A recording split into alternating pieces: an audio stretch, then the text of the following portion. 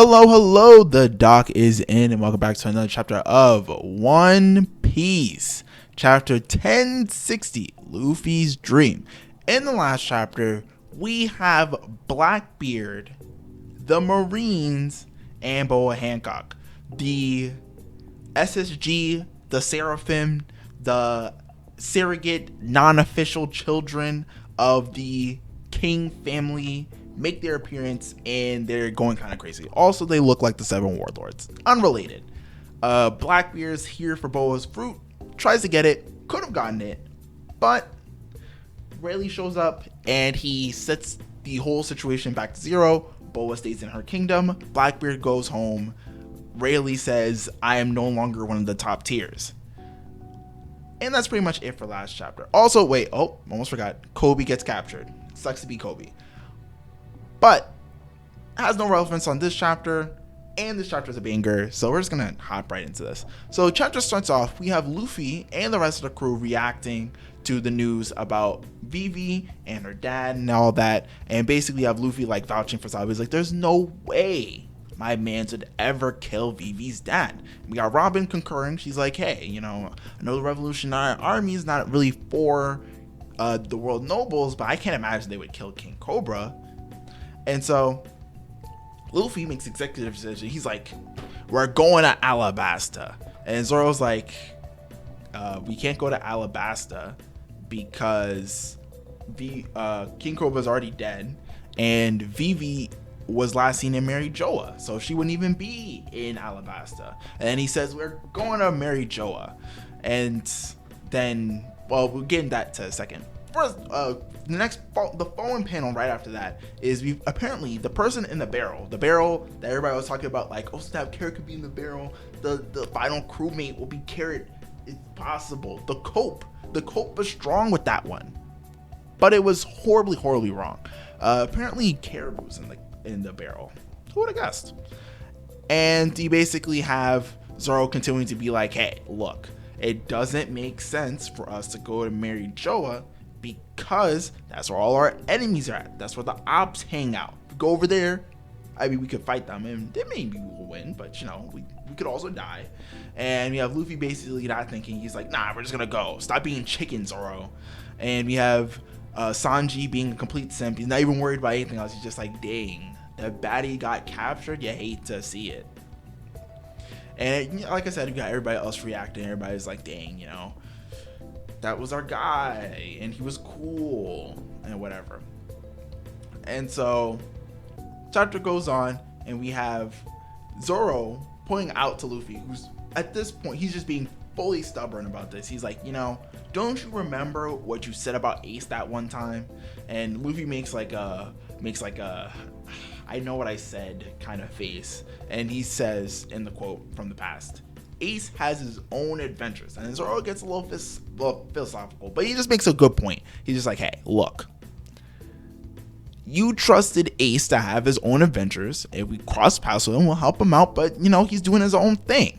Same thing applies to Vivi / SABO to a certain degree, but Vivi, we know we want to help her, but she can take care of herself. If we cross paths with her, we'll help her. If not, she can take care of herself. And of course, Luffy's still being stubborn, and then the entire crew just turns against Zoro for making a relatively reasonable decision, and they're all calling him names and whatever. But we gotta move on from that. It seems like they all kind of agree that, logically speaking, he's just right. And so we have Robin continuing to read the newspaper and learn about the Cross Guild and saying like Buggy's an emperor, and Luffy is not in favor of Buggy being an emperor. And she says she would tell him more about what happened in the news and stuff, but Luffy's just kind of like, look, I brought you on the crew to be the historian. So you know what? You tell me the information I need to know. All right. And she's like, yes. And I'm not going to lie, panels of Nami and Robin in this chapter, peak fiction. But anyway, so Luffy at this point, he calms down. He's like, SABO would never kill somebody. Will never kill. He wouldn't kill King Cobra is the point. All right. And he's just like, he just wants everybody to be free and not have the kind of childhood he has, and et cetera, et cetera, et cetera. And then not a reveal, but we have an interesting moment. Basically, Luffy declares his dream, like not Pirate King, like the official dream, the one that also co-inspires with Roger's dream. And we had everybody reacting, and everybody's reactions are interesting. We got Zoro with he's just kind of like, huh? And we got Jinbei like, what did you say? And we got Nami being like, what? And we got Brooke being excited. Everybody's giving their own reactions, right? Except for Robin, who doesn't say anything but has like a shocked face. And so everybody's just like, I don't know where you come up with these dreams from or whatever, but all right. And it's kind of like specified like, oh, the only way I can complete this dream anyway is if I become Pirate King.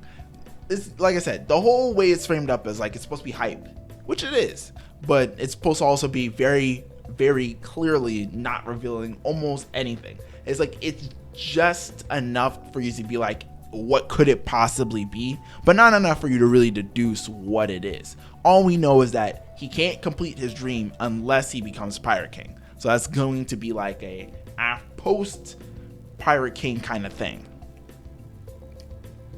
And so everybody's kind of like coming down from the thingy. Everybody's just like, you know what, Luffy, you're a crazy guy, but you're the greatest guy. Your dream's pretty cool. And so they kind of reofficiate and like, if we gotta become Pirate King before you complete your dream, then, we gotta get on the move on. We gotta find that last poneglyph. And Robin points out like, hey, that last poneglyph, ain't nobody seen it in quite a while. I don't even know where that could possibly be. And then we cut away. And this is where the hype begins. So we go to Marine HQ. And as we remember, last time we saw them, they were intercepting the Flame Emperor SABO's call with the Revolutionary Army. And of course, the reason why they're able to intercept his call, or not intercept it, but track his call, is because he's not using one of those special snails to keep it from being tracked or whatever. So they figure out that he's calling from Lucia Kingdom as the conversation is going along, right? And so we get to see the Gorosei and Imu. All right, so we got all the Gorosei reacting or whatever. And the last two ones, let's say, I don't even have names for them. One with the big mustache and one that has like, he looks like he's like maybe in his 30s or something, right? And so the one in the 30s, he's an unlucky man, and the mustache guy is like, no, this is fate. And it's like, okay, I don't know what they're talking about, but all right. And so they're talking or whatever. And so basically, Revolutionary Armies is like, oh my God, thank God you're safe. And he immediately Sabo specifies like, hey, they're lying. I ain't kill King Cobra. So now Dragon can stop being on his booty about, oh, you good. If you kill if you kill King Cobra, I'll never forgive you, blah, blah, blah, blah, blah. Shut up. He ain't kill him. So, of course, everybody else is like, well, of course you didn't kill him. Duh. But he's talking. And Sabo's like, look, when I was in Marijoa, I saw something that was pretty crazy. I'm not going to lie to you. And as he's on this kingdom, right, he's somewhere on there in this one of those liberated kingdoms. And so the people outside, they're like, ain't clouds. That's kind of weird. And remember, it's supposed to be raining. And what's with that weird foreboding shadow above the clouds? And we got like the king and the princess of Lucia Kingdom, and basically, they're in prison, blah blah blah. Not important. We get Emu's like face thing with the eye thing, the eye swirl, and we don't really know what they look like, but they're just kind of like, you just get their eye. And Sabo says it happened in the throne room of Pangea Castle. And then we got the Marines or whoever saying like, hey, cut the signal, the surveillance division, transponder snails, all right? Ain't nobody need to see what's about to go down. And so they cut the cameras, right? And we have Emu drawing an X over Lucia Kingdom.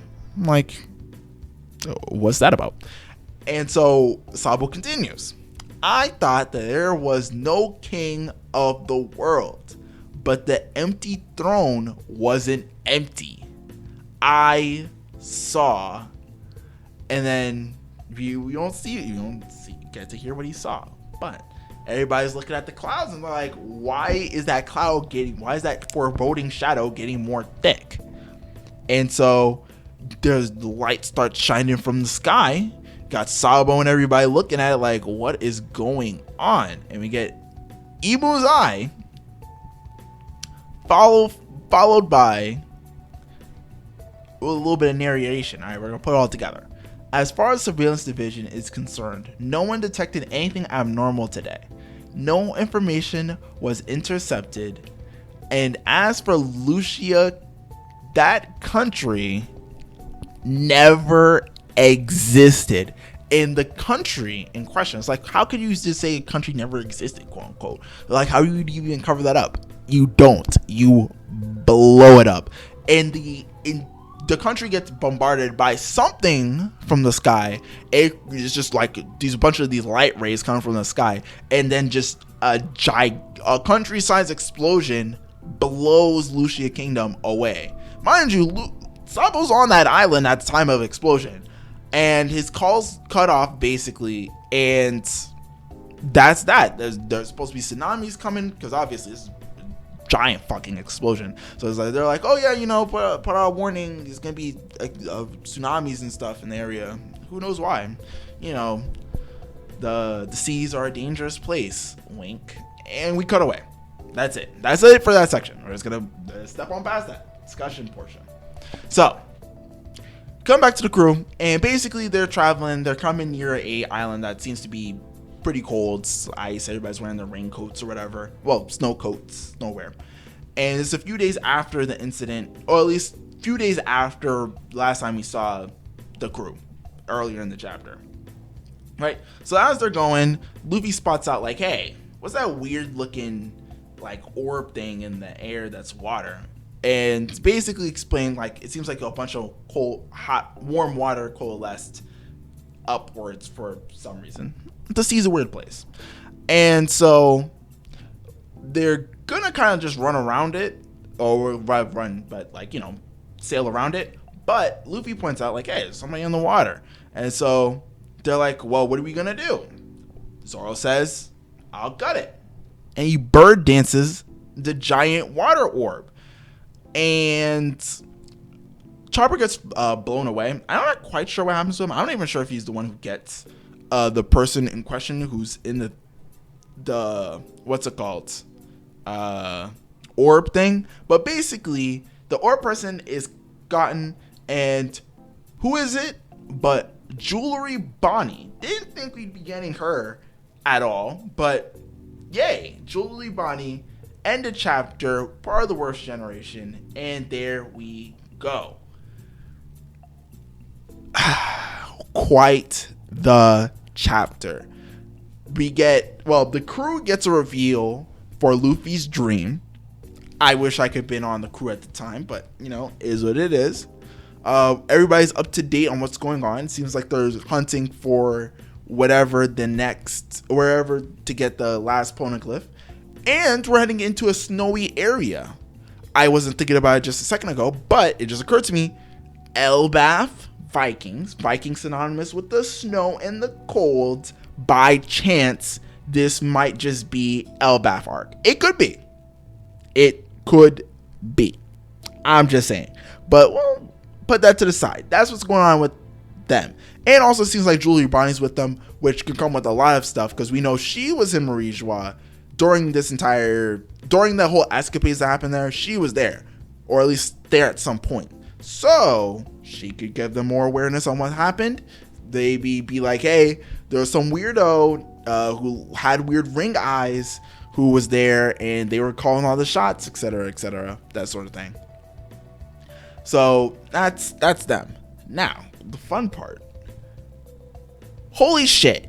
So the theory for what the giant thing above the clouds is that it could be Uranus, because it seems like the theme amongst all the ancient weapons is that they all have the capability to destroy a country. Shirahoshi can destroy a country, and so can Pluton. So theoretically, Uranus can also destroy a country, and obviously we saw it destroy a country, so that would make sense. Yeah, that's basically it. It seems like that might be the case. It also seems like the Revolutionary Army was not aware of Emu's existence, which makes sense. Emu's existence is pretty high up there on things that aren't supposed to be revealed. But now they're at least aware that there is something. I don't know if Sabo was able to get in the last words about like what he saw exactly, but there is something or someone who gets to sit on the empty throne, ergo the king of the world. And I don't know what the Revolutionary Army's next move is going to be, but now that they know, one, that there is more going on with the world government, and that apparently Sabo probably is dead, I know they're going to be a move, which is, this is big. There's a lot of stuff, there's a lot of things, a lot of chess pieces have just been moved in 1 second. A lot of things just happened. And yeah, I mean, there's not too much else to like elaborate on. Chapter is just crazy. But with that being said, if you like this video, leave a like. If you dislike this video, leave a dislike. Comment. What do you think that cloudy thing is? What do you think Bonnie's gonna contribute to now being not a part of the crew, but being with the crew? What do you think Luffy's dream is? What do you think the Revolutionary Army's next move will be? Will they be looking for Sabo? Will they be trying to avenge Sabo, assuming that he's dead? What? And if you want to see more videos like these week to week, or at least whenever One Piece is on if Goda's on his big shit, I'll be making a video. So if you want to see videos from me about One Piece when he's doing his big shit, feel free to subscribe. Also, I cover a lot of other series on this channel. If you want to see me cover them along with the other videos and watch my streams occasionally, and watch my podcast, you should watch my podcast. Feel free to subscribe. And with that all being said, thank you again for watching the whole video, or at least watching this part. And the doc is out. Peace.